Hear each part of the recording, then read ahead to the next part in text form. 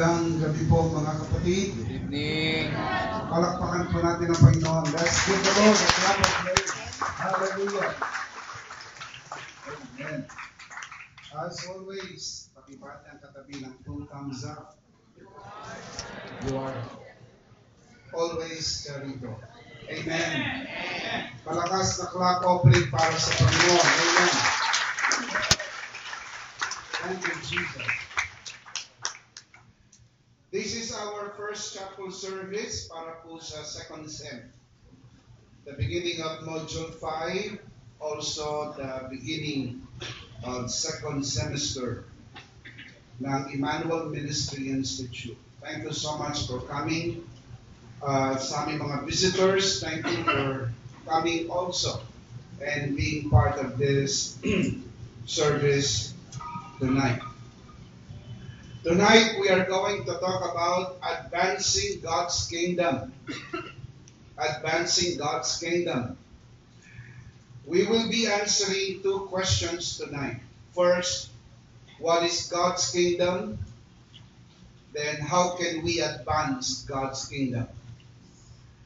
We have to start from a position of knowing and then doing. You cannot advance the kingdom if you do not know what is God's kingdom. So let's commit this to the Lord. Tayo po'y manalangin. Aming Diyos, maraming salamat po sa papuri at pagsamba. It is always with great joy and delight to come here to honor you, bless you, and you indeed inhabit the praises of your people. We commit this learning time to you, all for your glory and for the blessing of your dearest people. All by your grace, for your glory, we ask. In Jesus' name. And everybody would say, Amen. Amen. And amen. What is God's kingdom? And how can we advance God's kingdom? So the first question is, what is God's kingdom? The Bible teaches there are 2 ideas about God's kingdom. Number 1 is literal kingdom. Ang Biblia ay nagtuturo na meron pong literal kingdom. Ito po yung kingdom of heaven as well as the millennial kingdom. Yun pong kingdom of heaven is in heaven. Yun pong millennial kingdom is Christ's kingdom on earth. Ito po 1,000 taon na paghahari ni Kristo sa mundo at ito'y magaganap sa kanyang muling pagbabalik. Kapag sinabi nating second coming, meron 2 phase, 2 bahagi. Yung unang bahagi ay yun pong bababa si Kristo sa alapaap at ang mga naghihintay sa kanyang muling pagbabalik, ang church, ay dadagitin sa isang pisak mata at sasalubungin ng Panginoon sa himpapawid. Ito po ang tinatawag sa Biblia the rapture of the church.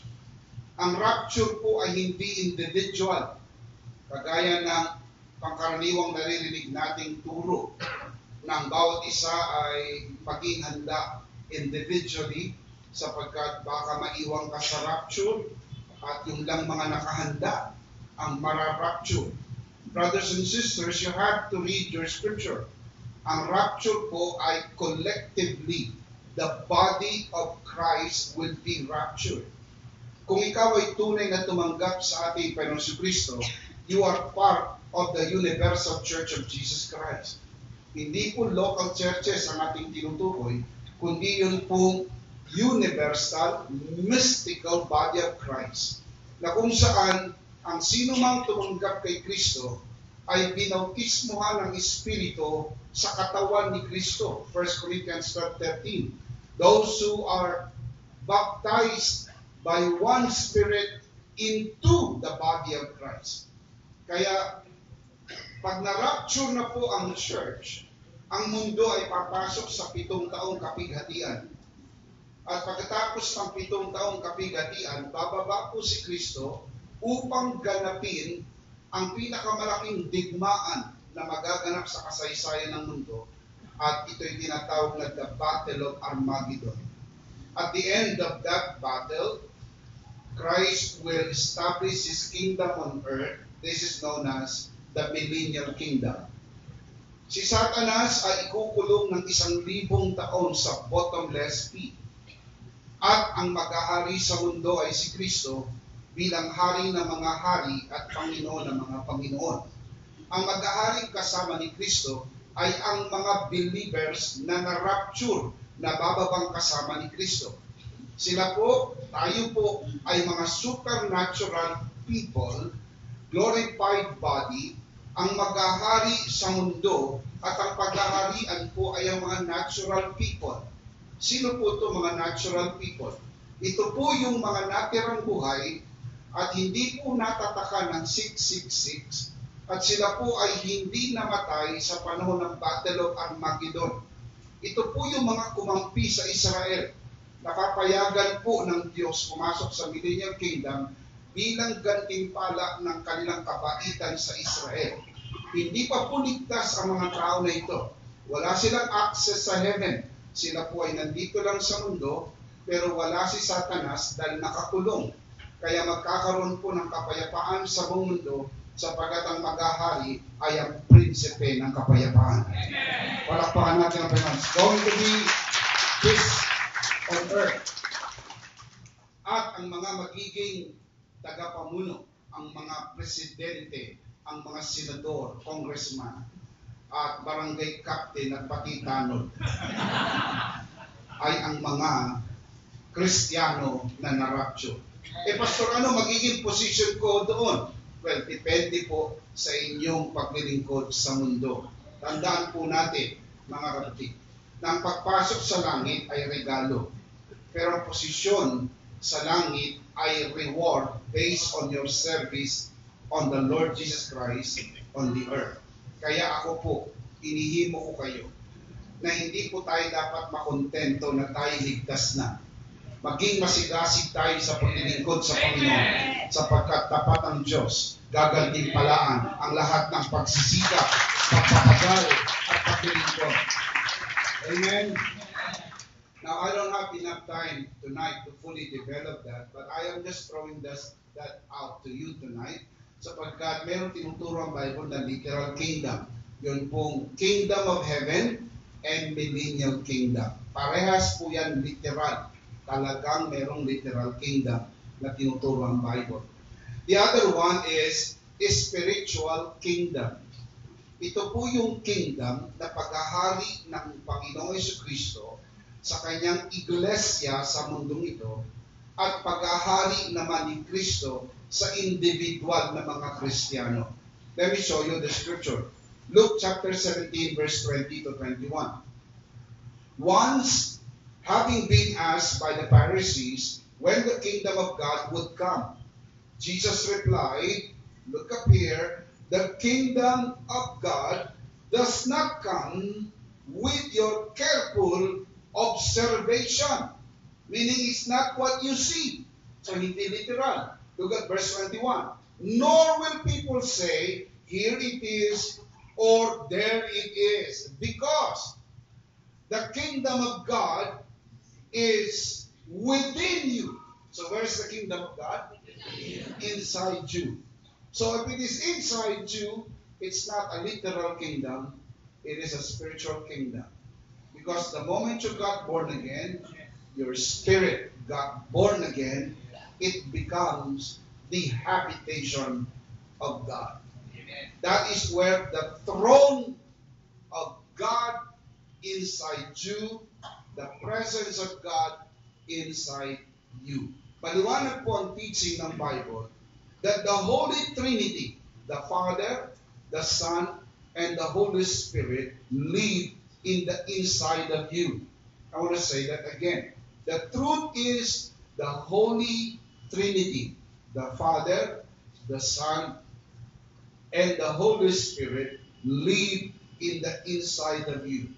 Hindi po nakatira ang Diyos sa iyong katawan, dahil ang iyong katawan ay hindi po perfecto. Hindi po nakatira ang Diyos sa iyong kaluluwa, dahil hindi po perfecto ang iyong kaluluwa.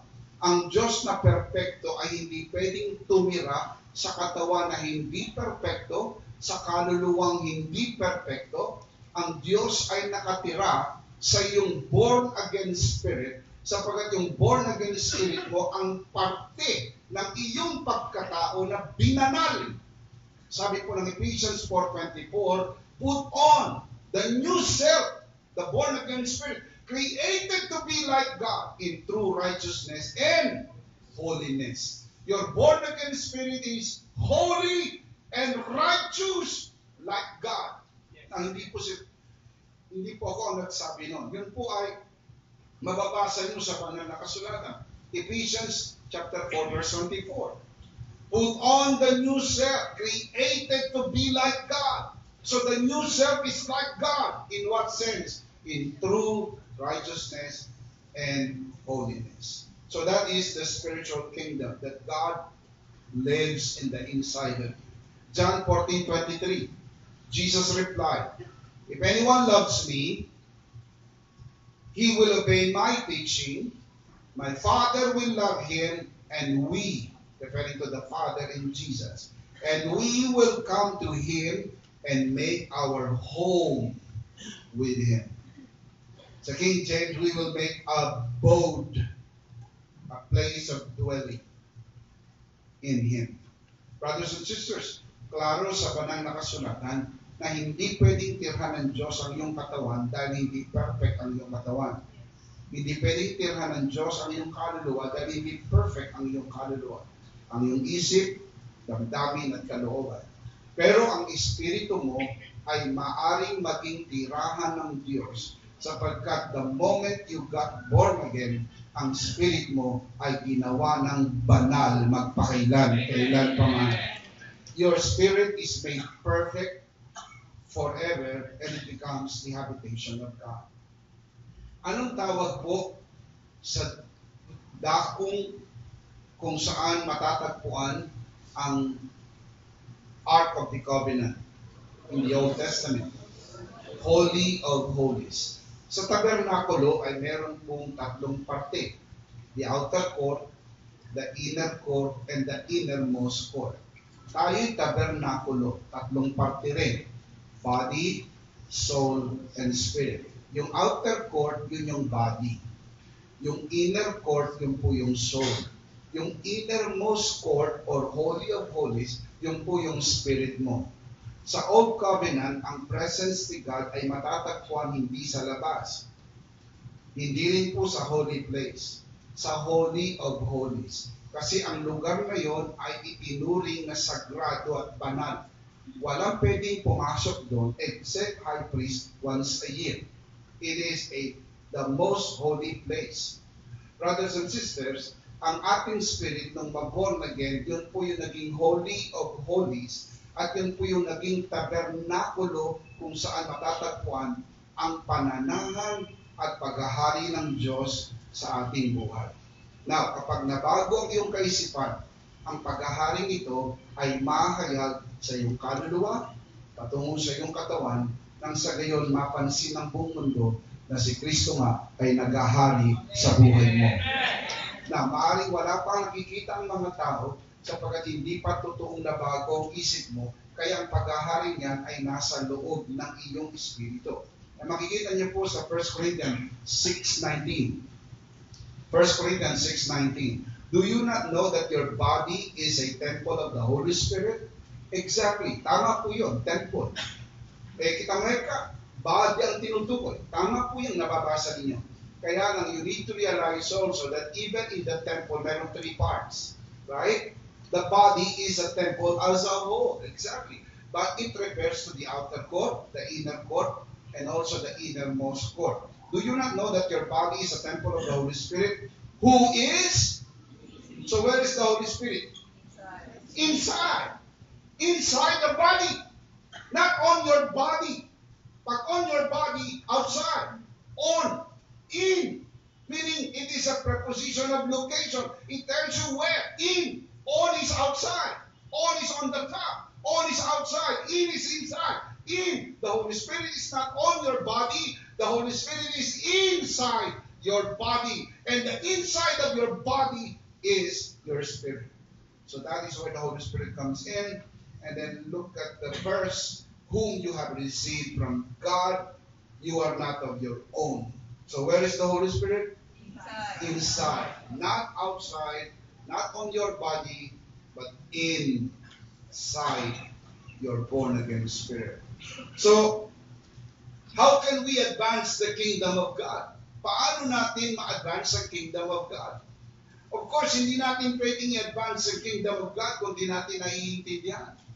So that's why we need to understand, before we can advance the kingdom of God, we need to understand the kingdom of God. Let's see them again. Tignan natin kung ano po tinutukoy na kingdom of God. Number 1 is literal kingdom.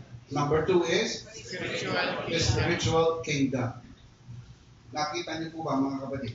So pakitandaan, literal kingdom as well as spiritual kingdom. How can we advance God's kingdom?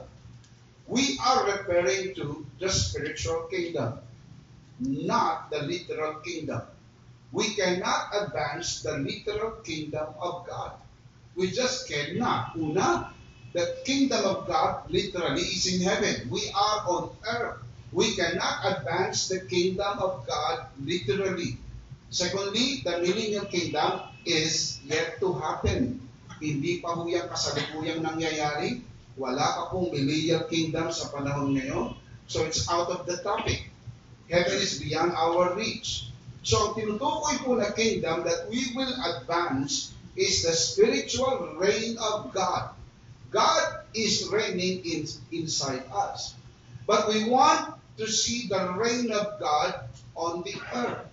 Gusto nating maghari si Kristo dito sa mundo sa pamagitan ng mga taong naaakay natin sa pananampalataya na pinaghaharian din ni Kristo katulad ng paghahari sa atin. Christ advanced God's kingdom from heaven to earth through the gospel of the kingdom. Look at the scripture, Luke chapter 4, verse 42. At daybreak, Jesus went out to a solitary place. Then the people were looking for him. And when they came to where he was, they tried to keep him from leaving them. But he said, this is what Jesus said. He said, I must preach what? Look at here. I must preach the good news of the kingdom of God. Not the kingdom of heaven, not the millennial kingdom, but the good news of the reign of God. Pag tinanggap ng tao ang good news, papasok sa kanya ang paghahari ng Diyos. At pagsisimulang maghari ang Diyos sa kanyang buhay. At sa pamagitan nito, mahayag ang kaharian ng Diyos. I must preach the good news of the kingdom of God to the other towns also, because it is why, and that is why, I was sent. Si Kristo'y naparito para ipangaral ang ebanghelyo ng paghahari ng Diyos.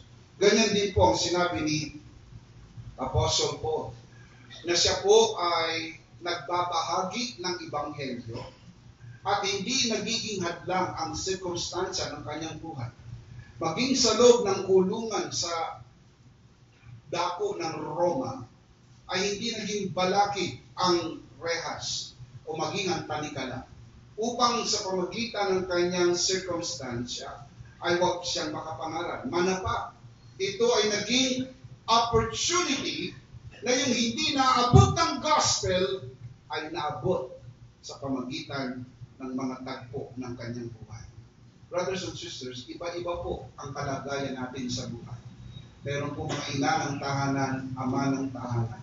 May mga namamasukan, may mga may-ari ng negosyo. May mga taong mayroong tauhan, mayroong mga taong sila ang tauhan. May mga tao po na sila ang may-ari ng paggawaan, ng iba po ay nagtatrabaho sa nasabing paggawaan. May mga taong malaki ang impluensya. May mga tao po na walang impluensya sa kanyang pinagtatrabahuhan. May mga taong kapag nagsalita, sila yung pinakikinggan. May mga tao po na nagsasalita, walang nakikinig.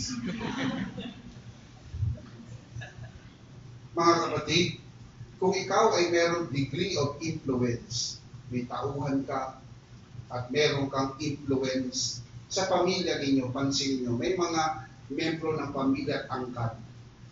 Not necessarily na siya ang panganay, maaaring hindi siya ang panganay, pero ang salita po niya at opinion niya ay higit na pinapahalagahan kaysa sa ibang membro ng pamilya. Naintindihan niyo po, ibig sabihin, ang tawag doon ay influence.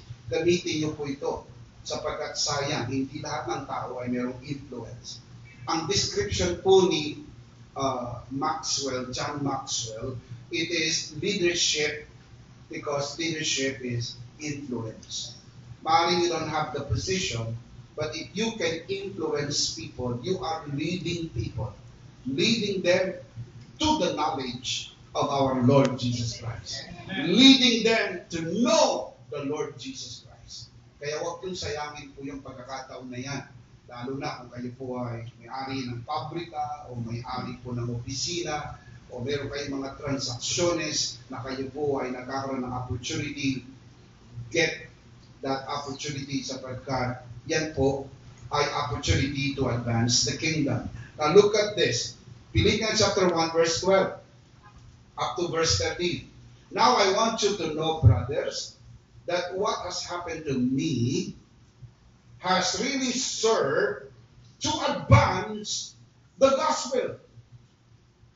Now, you have to know the context. Ang context ng tinutukoy ni Apostle Paul na nangyari sa kanya ay ang kanyang pagkakakulong. Look at verse 13. As a result, it has become clear throughout the whole palace, guard, and to everyone else that I am in chains for Christ. So naging maliwanag sa mga bilanggo, sa mga bantay ng bilanggo, kung bakit po siya nakulong at ano ang dahilan ng kanyang pagkakulong. Hindi po siya nakulong dahil meron siya krimen na nagawa. Hindi po siya nakulong dahil involved siya sa droga. Nakikinig po ba kayo mga tulad ng mga makukulong sa susunod na araw. Hindi po siya nakulong dahil meron siyang personal na krimen na nagawa. Nakulong po siya dahil siya po'y nangangaral ng ibanghelyo, ng mabuting balita ng kaligtasan. Na ito po ay mahigpit na ipinagbabawal sa kanilang kapanahunan. Kapatid, pag naisip ko po ito, naisip ko yung kalayaan na mayroon tayo. Mga kapatid, maring ating bansa ay disingyaman ng maraming malaking bansa sa Asia at maging sa buong mundo. Pero marami tayong nirereklamo sa ating bansa. Pero isang bagay ang pwede niyo ipagpasalamat, malaya tayo sa bansang ito na purihin, sambahin ang ating Panginoon. Amen. Praise God. Yan po'y kalayaan na priceless. Hindi kayang tumbasan ang anumang yaman ng mundo na hindi mo ipagpapalit ang ibang bansa na mayaman nga pero walang kalayaan na sambahin ng Diyos sa Espiritu at katotohanan. Walang kalayaan na mangaral na mabuting balita. Ito pong ating kalayaan, ito'y kayamanan na nakaloob ng Panginoon sa atin. Amen. So si Apostle Paul, ang sabi niya, na-advance ang gospel sa kanyang circumstance ng life. Brothers and sisters, hindi ko alam kung saan po kayo dadalhin ng Panginoon sa tagpo ng buhay ninyo. Ang iba po sa inyo ay niyahanda na ng Panginoon sa mataas na pwesto ng buhay. Mga kapatid, kung saan kayo dalhin ng Panginoon, may mga tao na may influensya po ninyo. Let them know na lahat ng tinatamasa niyo sa buhay na ito ay hindi premyo ng inyong kagalingan, kung hindi biyaya ng kanyang kalooban, kagandahang loob sa atin. Amen. Ipaliwanag niyong maigi na maraming mas magaling kaysa sa akin. Maraming mas mahusay kaysa sa akin. Ang totoo nga niya, nung kami nag-aaral pa, kumukopi lang ako sa katabi ko. Pero yung katabi ko, hindi nakatapos mag-aral. At yung katabi ko, hindi ko alam kung nasa na. Pero nandito ako sa pwestong ito. Hindi dahil mas matalino ako kaysa sa iba, hindi dahil mas magaling ako kaysa sa iba. Nandito ako at tinatamasa ko ang biyaya ng Diyos dahil ito'y regalo ng tinapos na gawa ni Kristo sa krus ng Kalbaryo. Amen. Amen. Never cross your mind that you deserve it. Sapagkat pag dumako na sa isip mo, you deserve this, you earned it. Brothers and sisters, nothing in this life we deserve. What we deserve is hell, damnation, and judgment and punishment. That is what we deserve. Ang kabayaran ng kasalanan ay kamatayan. Inako ni Kristo ang parusang para sa atin. At nung mapatawad tayo, naging kwalipikado tayo para pagpalain ng Diyos. Now we enjoy the blessing of God in full person of God's grace. Amen? Amen. Kaya dito sa community na ito, at maging sa paaralan ito, maliwanag ang mensahe. At kung hindi mo pa ito naiintindihan, baka hindi ka pa lubusang nag-aaral. You have to know by now, klaro ang aming mensahe na we believe on the full grace of Jesus Christ. Hindi po half grace. Ang biyaya ay hindi ka lang po dadalhin sa langit. Ang biyaya, ibababa ang langit sa iyo para maranasan mo araw-araw ang biyaya at pabor ng Diyos. Amen? Amen. Psalms 23 verse 6, goodness and mercy shall follow me all the days of my life. How many days of your life? Brothers and sisters, if you do a word study there, the word follow in the original Hebrew, it means to pursue and overrun. Habulin at abutan. Brothers and sisters, hindi ka susundan ng pagpapala. Hahabulin ka ng pagpapala ng ating Panginoon. Amen! Now that is the gospel that we preach. Yan din po ang gospel na pinreach ni Apostle Paul. Yan din ang gospel na pinreach ng Panginoon. So the question is, how can we advance the kingdom? How can we advance the kingdom?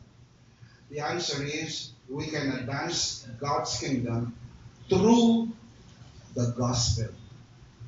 Kaya kita ninyo, nung ipinreach ni Jesus yung gospel, ang tawag niya, the gospel of the kingdom of God. Kasi po yung gospel, yun po yung means, pamamaraan, upang i-advance mo yung kingdom of God. That is the message of the kingdom, the gospel. Now, brothers and sisters, the question is, what is the gospel? Very important, masagot muna natin, what is the gospel? Kasi ito yung means para i-advance mo yung kingdom.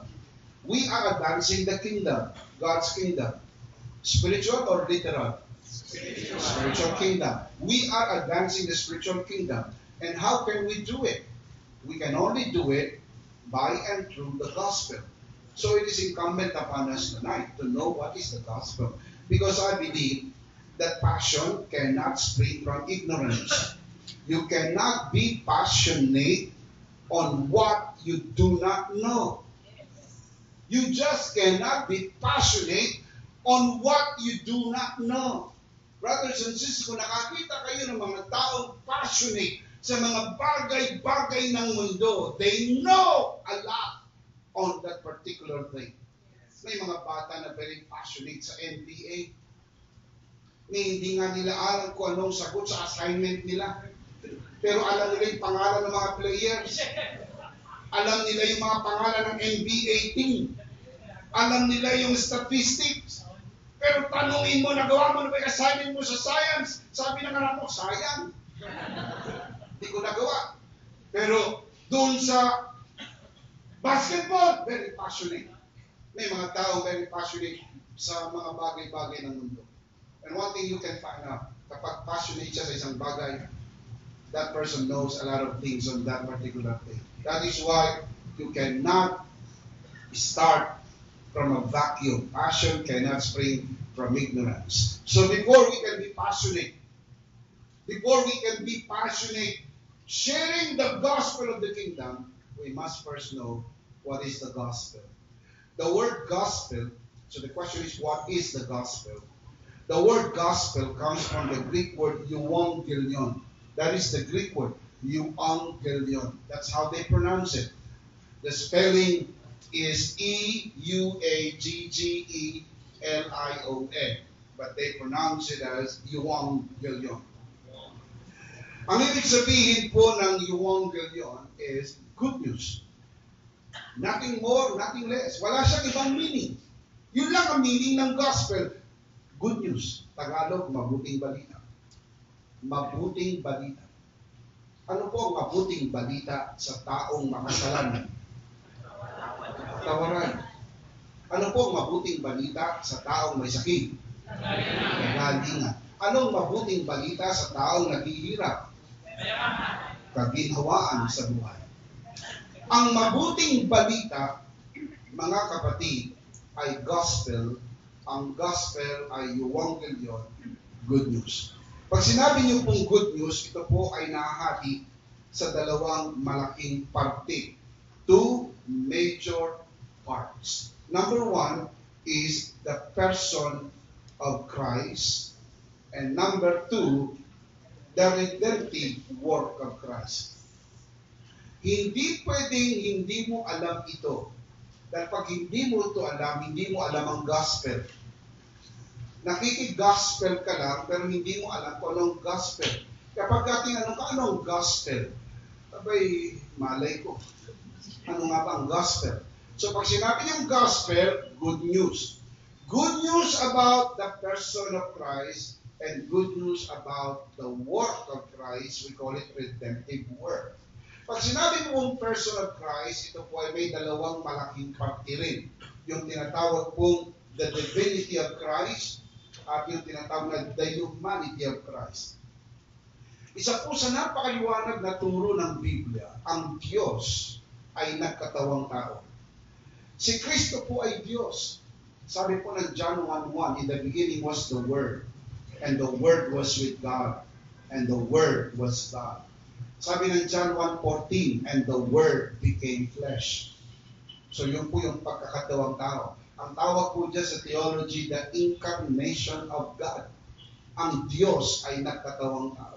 Na bakit po mahalaga ang teaching ng pagkakatawang tao ng Kristo? Makinig pong maigi. Ang kabayaran ng kasalanan ay kamatayan. Kung si Kristo hindi magkakatawang tao, hindi niya tayo pwedeng iligtas. Kahit sa Diyos, He cannot save us kung hindi po siya magkakatawang tao. Kasi hindi niya mababayaran yung ating kasalanan, na ang kabayaran ng kasalanan ay kamatayan. And God cannot die. So for Him to die, He has to become man. Ang tawag doon, the incarnation of God. Ang Diyos ng katawang tao. Yun po yung John 1:14. And the Word became flesh and dwelt among us. We beheld His glory, the glory of the only begotten of the Father, full of grace and truth.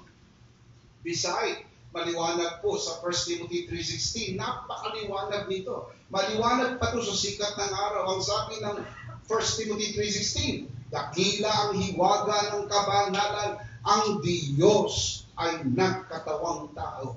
Sa Ingles, great is the mystery of godliness. God was manifested in the flesh. Klaro po yun. Ang Diyos, word for word, ang Diyos nagkatawang tao. Sino po yung Diyos na nagkatawang tao? Si Kristo. Pinanganak sa sabsaban ng Bethlehem ng unang Pasko. Kaya ang sanggol ay pinanganak ay tinawag na Emmanuel.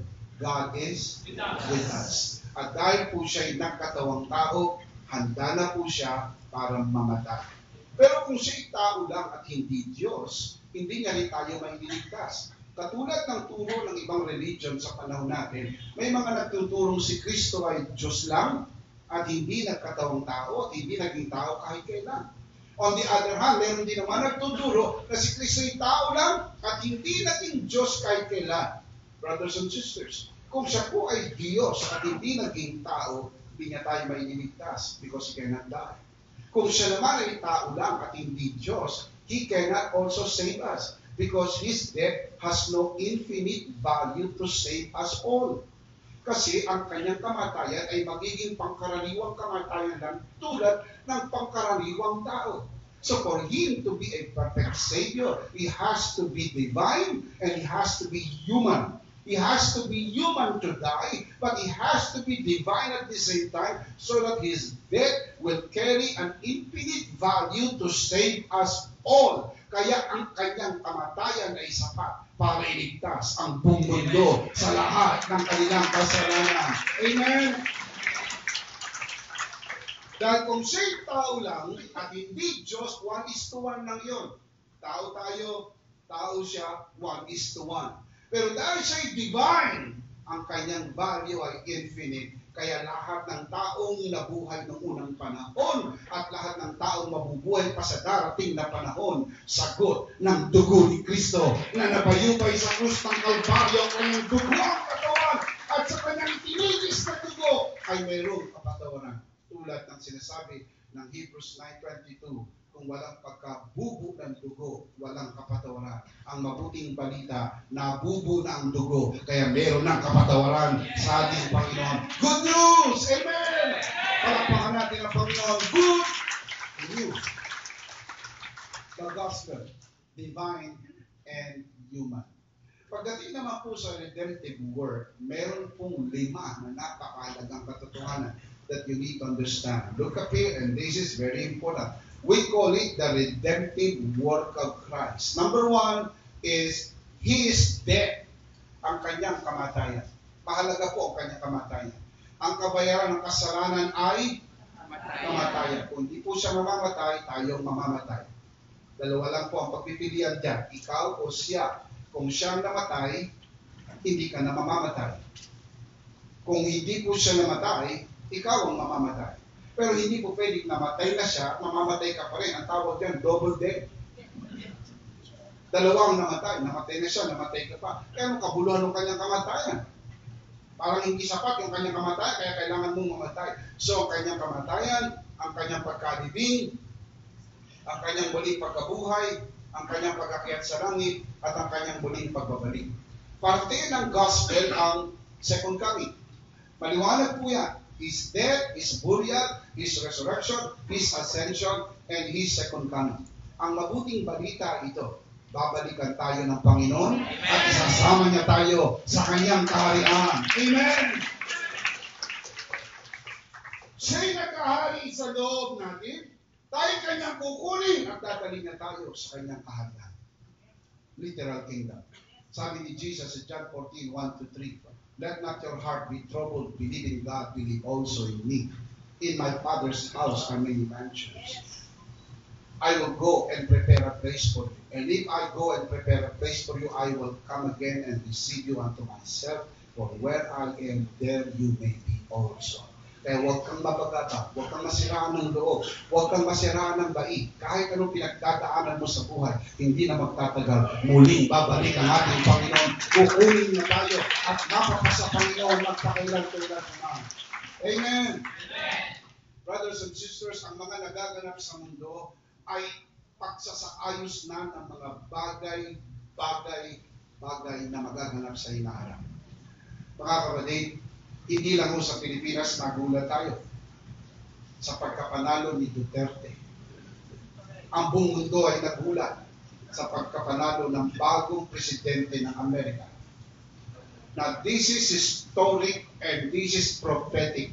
You have to wait and see what will happen to America because America is a very important point of biblical prophecy. Brothers and sisters, you can see the hand of God. Kitang-kita mo ang kamay ng Diyos kung paano niya ginagalaw ang pakina ng mga kasaysayan. Never, walang sumagi sa isip ng bawat nag-iisip kung may isip. Sino yung nanalo? Si Presidente-elect Donald Trump. No one would ever talk. Wala. Hindi ho yan lumabas sa numero. Hindi ho yan lumabas sa survey. Hindi ho yan lumabas sa anumang discussion at any point. Ang lahat ay umaasa ng mananalo yung kabila, yung isa. Sino yung isa? Si Clinton. Pero kasaysayan, hindi lang ho siya nanalo. Landslide ang kanyang pagkapanalo. Napakalayo ng distansya. Hindi na halos pinigay ang huling bilang dahil nag-concede na, pero ang layo ng distansya. Now, I said that to say this para lang malaman nyo na wala naman po anuman sa atin kung sino ang manalo dyan sapagkat ang pagpapala natin ay wala sa Amerika. Ang pagpapala natin ay nasa Panginoon. Amen. So, palakpakan natin po ito. Amen. Sinasabi ko lang po ito para malaman ninyo na ang kamay ng Diyos ay nasa kasaysayan ng mundo. Kaya alam ko na hindi na magtatagal, babalik na ang Panginoon. It's not going to be too long. Kaya dapat magsumikap at magpursigi tayo at magsipag na itawid ang mabuting balita sa maraming tao na hindi pa po nakakarinig ng mabuting balita. Amen! Ang tawag po rito ay ang kamatayan, pagkalibing, pagkabuhay, pagkakyat sa langit, at muling pagbabalik ng Panginoon. Meron tayong mga booklets na maaaring makatulong sa mga nais magkaroon ng kaalaman tungkol po rito.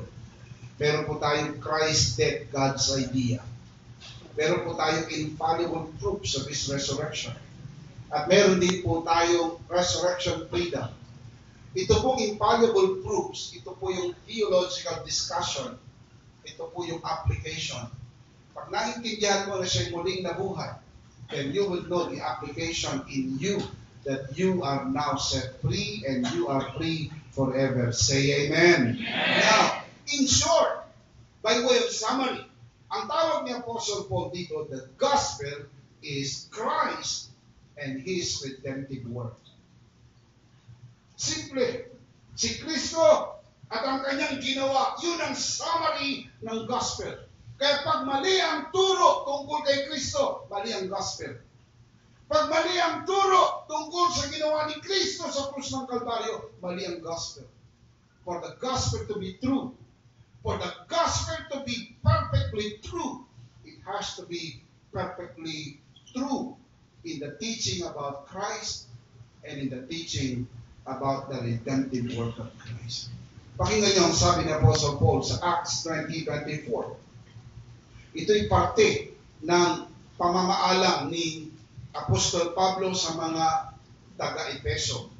Ay tinala naman ni Lucas sa kanyang pagsulat sa Book of Acts. Acts 20:24. But none of these things move me, nor do I count my life dear to myself, so that I may finish my race with joy, and the ministry which I received from the Lord Jesus. And what is the ministry that he had received from the Lord Jesus? The ministry that I received from the Lord Jesus to testify to the gospel of the grace of God. By way of summary, ang gospel ay tinawag ni Apostle Paul the gospel of grace. There is no other gospel. There is only one true gospel. At pag hindi po ito ang gospel na naririnig natin, the gospel of grace, it is not true gospel. Maging maingat po. Maging mapanuri. Maging maselan. Pakinggan yung maigang tinuturo ng mga pastor sa simbahan. Mga pastor na natuturo sa radyo, sa telebisyon. At maging ang mga panulat. Maging maingat po sapagkat gabuhok lamang ang diferensya. Ang iba po ay nagtuturo ng by works. Ang iba po ay nagtuturo ng grace plus works. Ang tamang gospel ay grace alone. Amen. Grace plus nothing. Kasi pag sinabing grace, hindi pwedeng haluan ng works. Romans 11:6 lang ang katapat na verse na yan. Kung grace, grace lang. Kung works, works lang. Pero you cannot put together grace and works. Hindi mo pwede pagsamahin ng langis at tubig. Hindi mo pwede pagsamahin ng dilim at liwanag. Hindi mo pwede pagsamahin ang regalo at sweldo. Pag sweldo, hindi regalo. Pag regalo, hindi sweldo. Pwede mo bang tawagin regalo ang sweldo at sweldo yung regalo?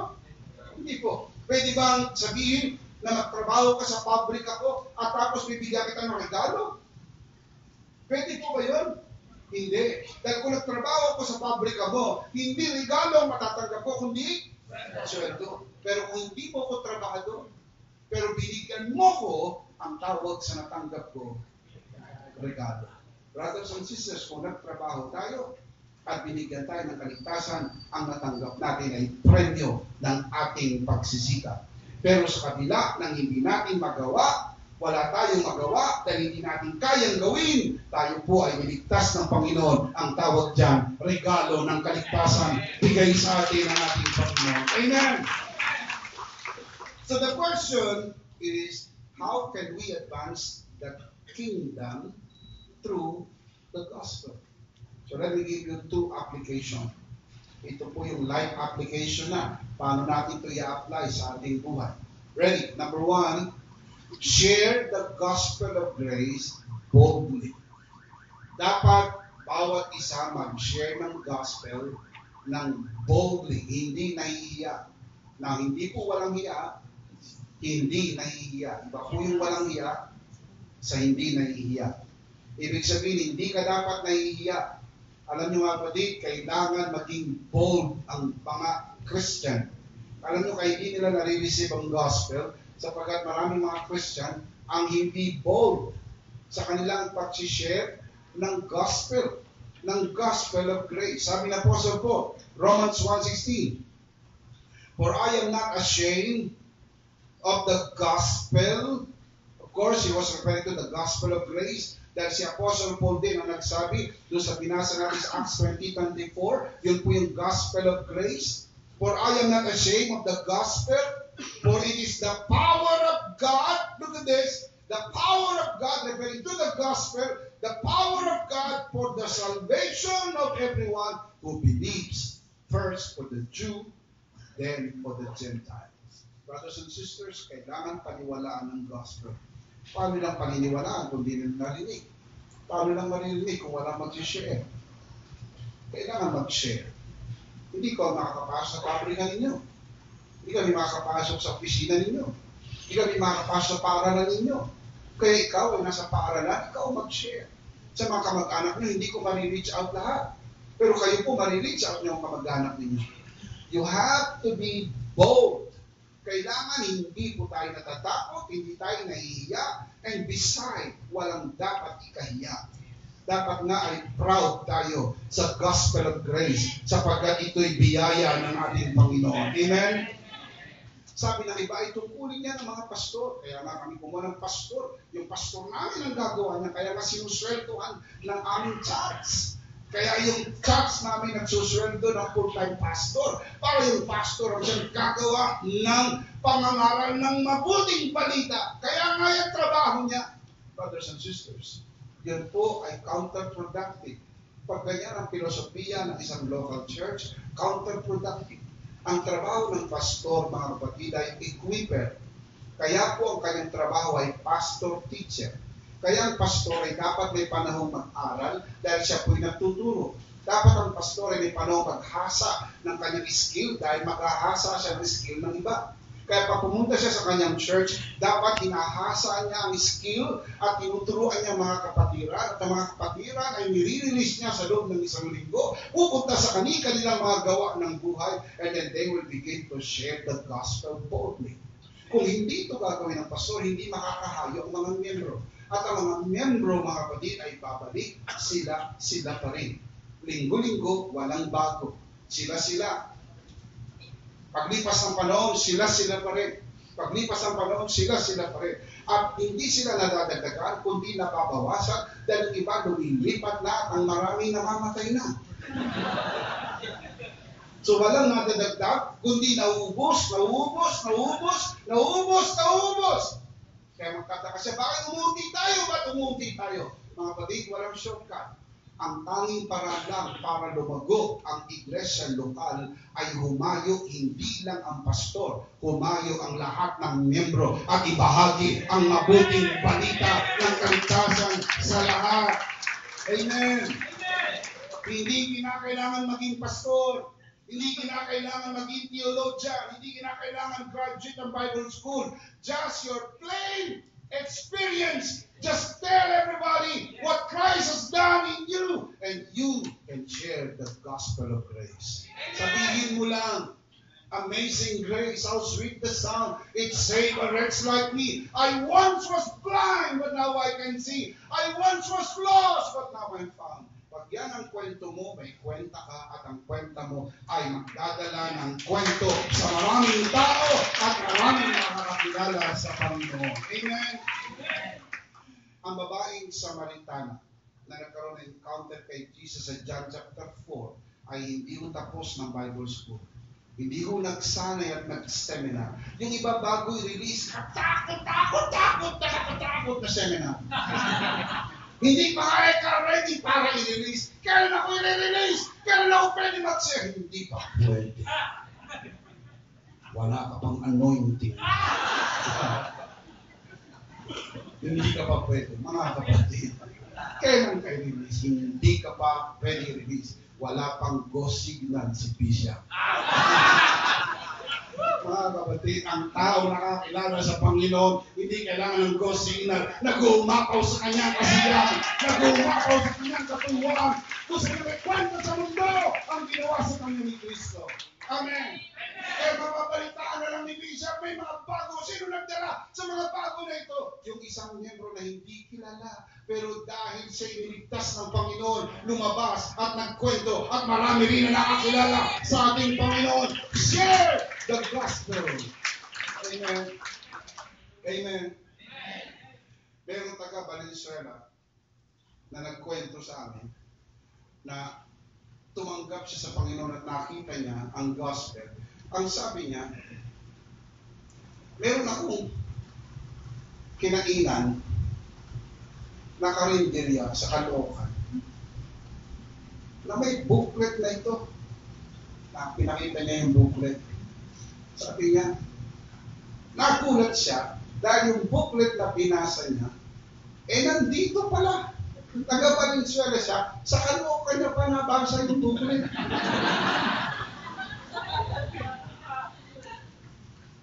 At the good news, tumanggap siya sa ating Panginoon. Bilang Panginoon ang sarili ng tagapagsikan. Amen. Hallelujah. Paula rin ang Panginoon ang karinderyang yan. Marami pang kumain sa inyo. Sapagkat ang mga kumakain sa inyo, hindi lang mo kumakain ng literal na pagkain.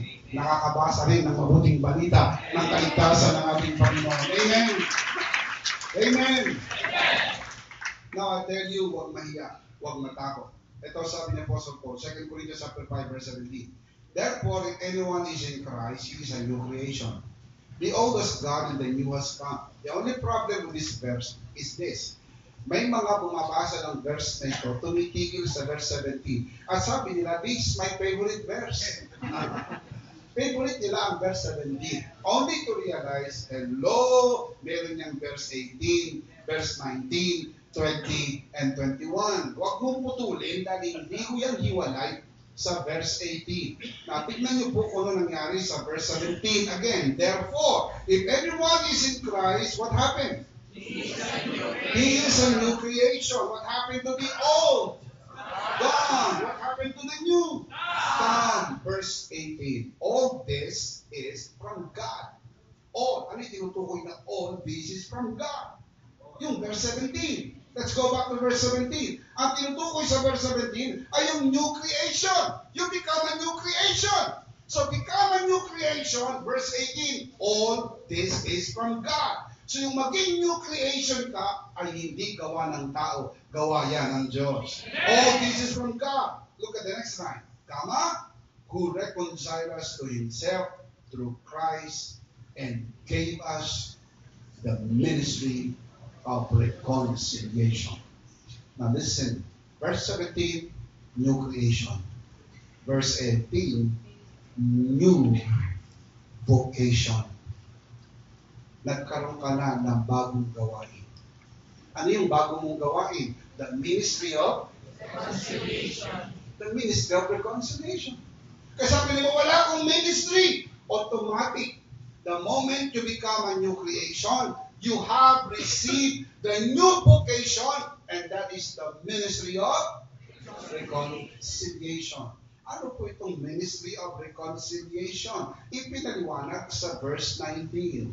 The ministry of reconciliation, verse 19, that God was reconciling the world to Himself in Christ, not counting men's sins against them. He has committed to us the message of reconciliation. Una, nagkaroon ng new creation. Nung ikaw ay magkaroon ng bagong kapanganakang muli, binigyan ka ng ministry. Ano yung ministry mo sa verse 17, verse 18? Ministry of reconciliation. At yung ministry of reconciliation, merong message. The message of reconciliation. And you want to know the message of reconciliation? Look at the middle part of the verse. He has committed to us the message of reconciliation, not counting men's sins against them. Tagalog, hindi na binibilang ng Diyos ang kasalanan ng tao. Yun yung message na dapat mo i-preach. Hindi na binibilang ng Diyos ang kasalanan ng tao. Ang mensahe ng maraming tao ngayon, lagot ka sa Diyos. Hala, lagot ka. Ikaw ay makasalanan. Lagot ka. Hindi ho yun ang message of reconciliation. The message of reconciliation, lahat ng iyong kasalanan ay binayaran na ni Kristo sa krus ng Kalbaryo. And God is not counting your sins anymore. Bakit hindi nabibilangin? Mga kapatid, bakit nga hindi nabibilangin? Wala na nang bibilangin sapagkat ang iyong kasalanan ay inalis na. Kung inalis na, ano ba ang bibilangin? Wala nang bibilangin. Sabi po sa Bible, behold the Lamb of God who takes away the sin of the world. Inalis na. Walang natira kahit isa. Lahat ng kasalanan, past, present, and future, inalis ng lahat. Wala nang bibilangin pa. At hindi na nagbibilang ang Diyos sa kasalanan ng tao, ibinigay na sa atin ang mensahe ng reconciliation. Kaya kapag ikaw ay lumalapit sa tao, sabihin mo sa tao, mahal ka ng Diyos. Namatay si Kristo sa krus ng Kalbaryo para sa iyo. Binayaran ni Kristo ang iyong kasalanan sa krus ng Kalbaryo. Gusto mo bang tanggapin ang kanyang pag-ibig? Gusto mo bang tanggapin ang kanyang pag-ibig? It is an offer. Do you want to receive? Dahil hindi pwedeng pilitin ng Diyos ang sinama. Gusto mo bang tanggapin ang kanyang pag-ibig? Pag sinabi ng tao, gusto ko, sumunod ka sa panalangin ito ng pagtanggap sa ating Panginoon Kristo. At kahit gaano kasama ang tao, pinatawad na siya ng ating Panginoon. Inilis na siya ng ating Panginoon. Shout amen! Look at verse 20. We are therefore Christ's ambassadors. We are present tense. Hindi po we will be therefore become Christ's ambassadors. Hindi po ito mangyayari pa lamang. We are present tense. We are Christ's ambassadors. We are, ano ibig sabihin ng ambassador? Kinatawan. Pag ikaw ay ambassador ng Pilipinas sa Amerika, mga kapatid, ikaw ay representative ng Pilipinas sa Amerika. Very important. Now we understand that we are Christ's ambassadors here on earth. Tayo ang representative. Individual man or the church as a whole, we are Christ's representative. That's why we are telling them the message. Alam niyo, ang ambassador, walang sariling mensahe. Kaya pag tinatanong ang ambassador, anong opinion mo? Alam niyo, sagot niya, my opinion doesn't matter. I only represent my country. I only speak the message of my president. That's it. That's my job. Hindi ko trabaho magbigay ng guro-guro. Hindi ko trabaho maging komentaryo tungkol sa mensahe ng Pangulo. Ang representative, ang kanya lamang mensahe, iparating ang mensahe doon sa kanyang mga kinakausap. Mabatid, ang mensahe ay klaro. Hindi po patatawarin ang kasalanan. Pinatawad na ang mga kasalanan. Tanggapin ko na lamang ang kapatawaran ibinigay sa iyo ng Panginoon. Amen. Hindi na binibilang ng Diyos. Ulitin ko po, Tagalog, English, maliwanag pa sa sikat ng araw. Hindi na binibilang ng Diyos ang kasalanan ng tao. Wala na po siyang binibilang. Ang mensahe ay hindi po dapat galit tayo sa kasalanan. Ang mensahe po, ang galit ng Diyos sa kasalanan ay ibinuhos sa dugo ang katawan ni Kristo. At nang si Kristo ay namatay, binayaran ni Kristo ang kasalanan, napawi na ang galit ng Diyos. Hindi na siya galit sa iyo, mahal ka ng Diyos, pinatawad ka na ng Diyos, Buksan mo ang iyong puso, papasukin mo si Jesus sa iyong puso, at maghahari siya sa buhay mo, at ikaw ay magiging mensahero ng Panginoon sa buong mundo ng kanyang hiyaya at pagdiligtas. Shout amen. Palakpakan muna natin ang Panginoon. Amen. Now look at verse 20. We are therefore Christ's ambassadors, as though God were making His appeal. As if God was making the appeal through us, tayo. That God, look at this, that though God were making His appeal through us, we implore you on Christ's behalf. Anong message? Be reconciled to God. That's a clear message. Be reconciled to God. Kaya, tawagin natin ang mga tao. Makipagkasundo na kayo sa Diyos. Hindi na galit ang Diyos sa inyo. Huwag kayong tumakbo. Hindi kayo hinahabol ng parusa ng Diyos. Lumapit kayo sa Kanya. Mahal na kayo. Ang humuhusga lang sa inyo ay si Bishop. Ang humuhusga lang sa inyo ay ang pastor. Ang humuhusga lang sa inyo ay ang simbahan. Hindi kayo hinuhusgahan ng Panginoon. Pinatawad na kayo ng Panginoon. Pinatawad na kayo ng Panginoon. Amen. Na-imagine niyo po ba kung gano'ng karaming tao lalapit kay Kristo kung may paparating natin ang tamang mensahe? Hindi kaya ang dahilan kung bakit ang mga tao lumalayo at mayroong masamang panlasa sa gospel sapagkat ang akala nilang gospel ay yung gospel na pinipreach ng mga tao na nagngangalit ang kanilang mga ngipin na para silang nasa impyerno. Na the last time I checked, ang mga nagngangalit ang ngipin ay yung mga nasa impyerno. Nagalit sa kasalanan, galit sa mga makasalanan, at halos tumawag ng Dragon Ball galing sa langit, at gustong parusahan ng mga makasalanan. Mga kapatid, I tell you, inubos na ng Diyos ang kanyang galit doon sa dugo ang katawan ni Kristo, nang i-release ng Diyos ang parusa, tumama sa katawan ni Kristo, at dahil tumama na ang galit ng Diyos sa kanya, hindi na siya galit sa iyo. God is not angry at you. Look at my eyes and read my lips. God is not angry at you. Hindi ho siya galit sa iyo. Hindi ho siya magagalit sa iyo kahit kailan. Sapagkat nasa iyo ang kanyang anak. At dahil nasa iyo ang kanyang anak, ikaw ay kalugod-lugod sa harapan ng Diyos araw-araw ng iyong buhay. Shout amen. Amen. Sharing the gospel can also be done through NCE. We call it the non-confrontational evangelism. Now, this is very important. Yung mga iba ay mahiyain, hindi mo sila makapag-share. So this one will work. Basahin niyo po, aralin ninyo, para malaman niyo kung ano ibig sabihin ng non-confrontational evangelism. Kasi, lahat tayo ay pwede mag-evangelize. Yung iba po ay kaya nila ang confrontational.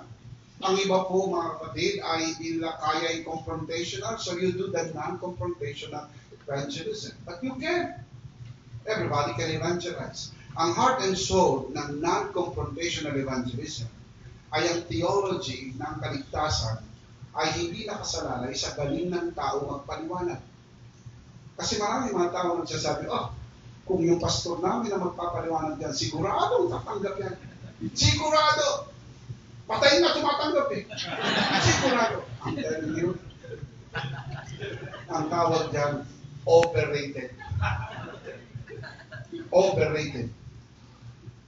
Masyado. Overrated.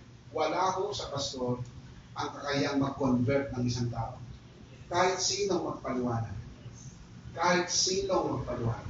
Kahit bata, kahit walang nagpapaliwanag, kahit simpleng babasahin lang, kahit nag-iisa lang siya, o kahit Bible lang ang binuksan niya, John 3:16, pwede siyang maligtas. Anytime, anywhere, anybody, sapagkat ang nagliligtas hindi ang tao, kundi ang Diyos. Kaya pag panahon na para siya maligtas, maliligtas po siya, gagamit po siya ng mga kasangkapan, at isa sa maraming kasangkapan ay ang non-confrontational evangelism. Kaya tinuturo po natin ang opportunity that you can evangelize even in a non-threatening environment through non-confrontational. It works through submission. We call it share a booklet mission. That's what we do. Sa school, mapapansin niyo, part ng ating activity ang Share a Booklet Mission. Sa aming church, part ng aming pong activity ang Share a Booklet Mission. Yung iba namin mga kasama sa church ay part ng kanilang life. Ordinaryong parte na ng buhay nila. Kumukuha sila ng mga booklet, kasama po niya sa kanilang mga araw-araw na buhay, at sila po'y namimigay ng booklet sapagkat yun ay bahagi ng tinatawag na non-confrontation at evangelism. Kapag ka naibigay mo ang booklet, nandun ang paliwanag, nandun na rin ang pagpapatanggap, at maaari po siyang tumanggap at the privacy of his own life. Of his own life. Wala nakakakita. Alam niyo, kung isa may mga taong tumatanggap sa Panginoon because of pressure. Halimbawa, sa isang evangelism, biglang nagtawag ng altar call, kung minsan ay nakatay nagpunta sa harap, siya na lang ngayon tinapunta. Kung na lang dito, punta na rin ako. Pressure ko, kaya naman, possible na dinala po siya ng kanyang best friend, sinabi sa kanya na tumanggap ka. So dahil sa kailangan niyang tanggapin si Kristo para tanggapin siya ni Kristi. Kailangan niyang tanggapin si Kristo para tanggapin siya ni Christ. So, pressure, peer pressure. So, iba po yung nag-iisa ka lang. Walang pressure. You can just throw the booklet out. Or you can just keep and you just pray. It's up to you. Parating na tayo sa Pasko. Isa sa pinakamabisang paraan ay may bahagi natin ang booklet na ito. Ang tunay na kahulugan ng Pasko. Dahil maraming mga tao ang hindi ko naintindihan ang kahulugan ng Pasko. Na kung kayo magbibigay ng regalo, magandang samahan po ninyo ng booklet na ito. Kung kayo po ay magbibigay ng mga giveaway sa inyong mga kakilala, samahan niyo po ng booklet na ito.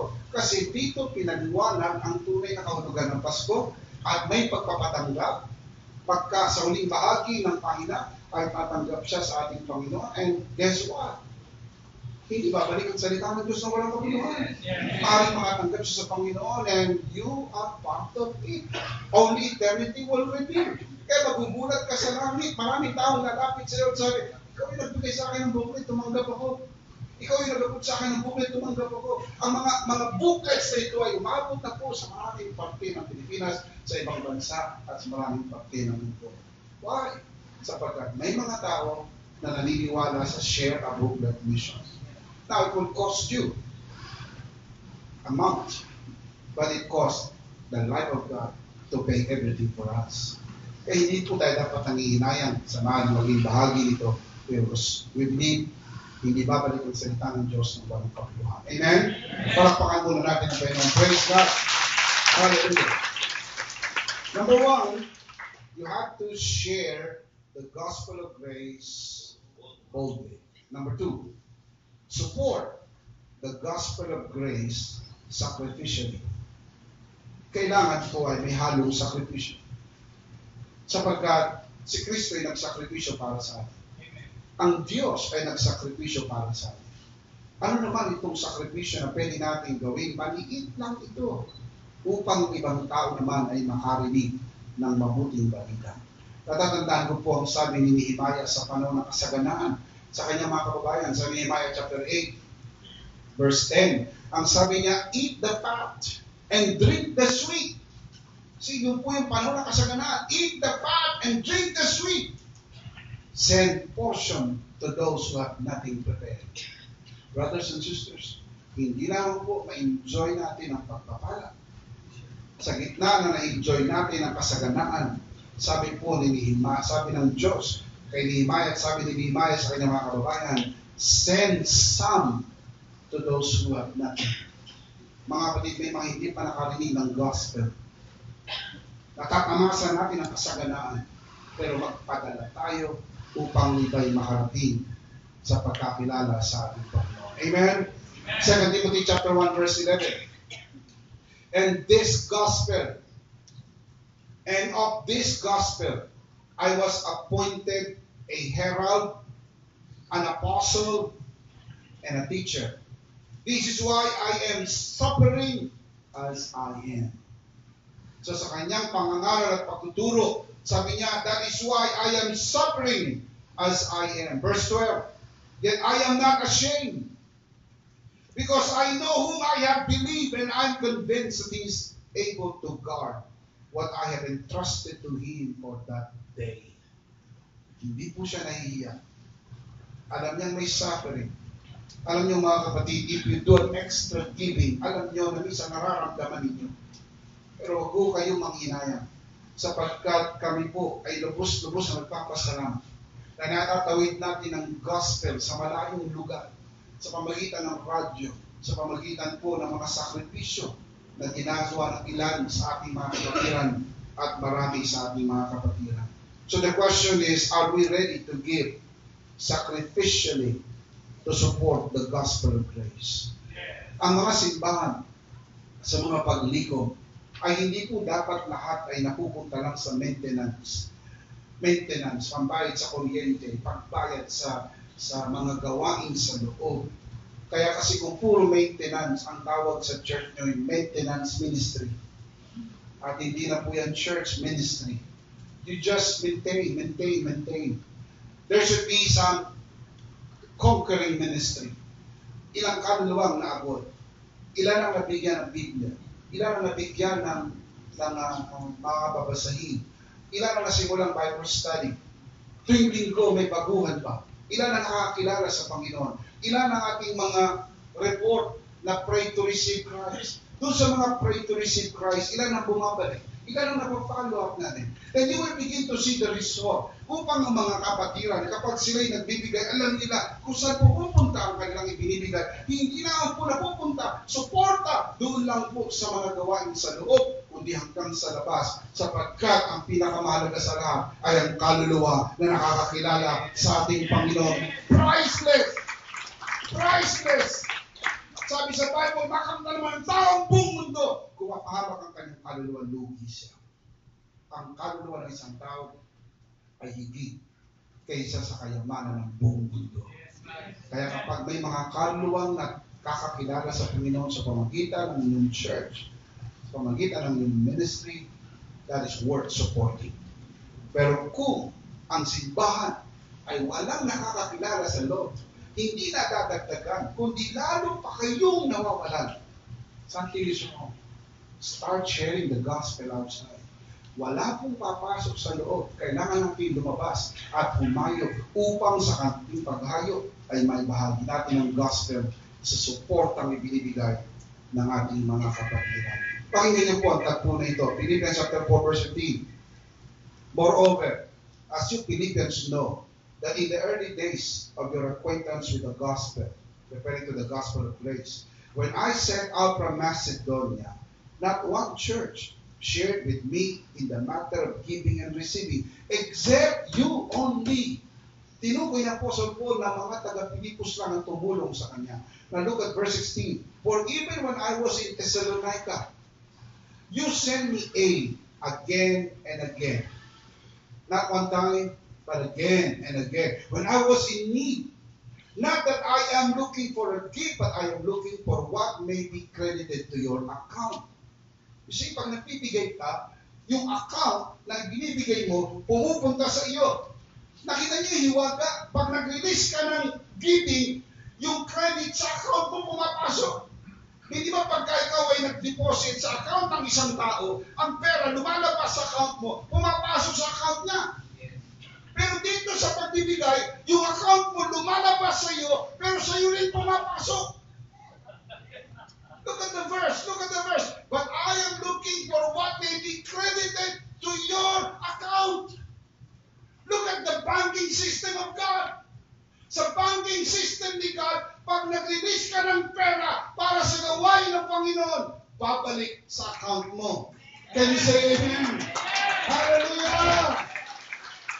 Wow! Amazing! Wow! Grabe po kaganda ang banking system ni God. When you give, but I am not looking. Look at this. I am looking for what may be credited to your account. Look at the next verse. Verse 18. I have received full payment, and even more. I am amply supplied. Now that I have received from Epaphroditus, the gifts you sent, they, referring to the gifts, they are a fragrant offering, an acceptable sacrifice. What else? Pleasing to God. Nalulugod ang Diyos kapag may anyo ng sakripisyo ang ating pagbibigay. I want to be honest with you. May mga amount na binibigay mo kayo na hindi nyo nararamdaman. Pero meron kayong nire-release na amount na alam nyo nararamdaman ninyo. At kapag nararamdaman po ninyo yung nire-release yung amount, ang tawag dyan, sacrifice. At yung sacrifice na yan, pleasing to God, acceptable to God, a fragrant offering. Mabangong samyo sa pang-amoy ng Diyos. At hindi ka lugi dahil pag nirelease mo yan, papasok uli yan sa account mo. At pagpasok sa account mo, mas malaki na dahil may interest na galing sa ating Panginoon. Amen. Palakpakan natin ang Panginoon. Hallelujah. Amen. Verse 19. And my God will meet all your needs. Sino kausap ni Apostle Paul? Mga taga-Pilipos. At ang mga taga-Pilipos ay supporter. Mayroon ako pagtatapat sa inyo. Ang verse na ito ay exclusive lang sa mga supporters. Hindi ito pwedeng angkinin ng mga hindi supporters. You have to interpret the text according to context. Ang context ng verse 19 ay ang mga taga-Philippians, rather ang mga Philippians, ang mga Pilipos, ang mga taga-Pilipos ay supporters ng Word of God. And my God will meet all your needs according to His glorious riches in Christ Jesus. Ito po ang promise ni God. Kapag nag-release ka at ikaw ang nangailangan, huwag kang mag-alala. God will provide. Amen? Amen? Amen. That's why we need to understand bakit tayo nag-release. Kaya minsan tinatanong natin, saan napupunta yung aming nire-release? It is important to know. It is important to know. You don't just throw your money out. Hindi yung lahat na kumakatok sa inyong bahay at nagsusubisit ay bigay kayo ng bigay. Bigyan mo, bigyan mo, bigyan mo. Dahil hindi nyo alam kung saan nila dinadala ang kanyang binibigay. That's why you have to know. You have to realize saan nila ginagamit yung ating ibinibigay. Because if you do not know, then you may be losing the money and not returning to you even 100-fold. Tingnan niyo po ang 2 Corinthians 8:1. I'm starting to close. 2 Corinthians 8:1, following verses. And now, brothers, we want you to know about the grace. See, this is about grace. The grace that God has given the Macedonian churches. Macedonian churches, plural? Yes. Ang Macedonia po isang probinsya. Maraming churches doon. At noong panahon na yon, dalawang kilalang churches ang naroon, Filipos at Thessalonica. Parehas po ito nasa region of or province of Macedonia. Now, brothers, I want you to know the grace that God has given the Macedonian churches. Look at verse 2. Out of the most severe trial, meron silang trial? Yes. Their overflowing joy and their extreme poverty welled up in rich generosity. Hindi yung totoo na mayaman lang ang generous. Pwede mo maging generous kahit mahirap. Dahil ang sukat ng pagbibigay ay hindi yung sukat ng iyong ibinigay, kundi sukat ng naiwan. You have to realize that generosity is measured not by the amount that you give, but by the amount that you keep. Maraming mga tao very generous sa kanilang pagbibigay sa gawain ng Panginoon. Look at verse 3. For I testify that they gave as much as they were able, even beyond their ability, entirely on their own. They urgently pleaded with us the privilege of sharing this service to the saints. Sila pa nakikiusap na huwag silang palampasin. Sila bigyan ng bahagi. Look at verse 5. And they did not do so as we expected, but they gave themselves first to the Lord and then to us. Look at the next line. In keeping with God's will. Ang kasiyahan ng pagbibigay ay mahalaga. Pero sana malaman nyo kung saan napupunta ang inyong ibinibigay. Let me just share this with you. Ang EMI ministry is we train workers, we equip believers, pastors and workers. inuhubog, sinasanay ang mga manggagawa upang marami pong mga ani na maisugo sa iba't ibang mga lugar. Sa pamagitan po ng ating programa sa radyo, sa pamagitan po ng ating publication, sa pamagitan po ng ministry ng EMI. Thank you so much. I want to take this opportunity from the bottom of our hearts. Kami po ni Pastor Joe ay taos-pusong nagpapasalamat sa kabuuan ng liderato ng EMI at maging ng aming church, the Lord's Community. Ay very, very grateful kami. Dahil kung wala po ang inyong generous giving, hindi po magagawa ng EMI ang ministry nito. Salamat po sa mga simbahan na naglilikom ng mga kaloob at pinadala po sa EMI para maging bahagi po sila. Salamat po sa mga negosyante. Salamat po sa mga business people na patapat na nagbibigay. Thank you so much. Hindi ko po mabanggit ang pangalan ng isa-isa, but God knows, kilala kayo ng Diyos, how faithful you are in giving support to the work of God. So we take an opportunity na ito, we can advance the kingdom of God sa pamagitan po ng inyong matapat na pagkakaloob.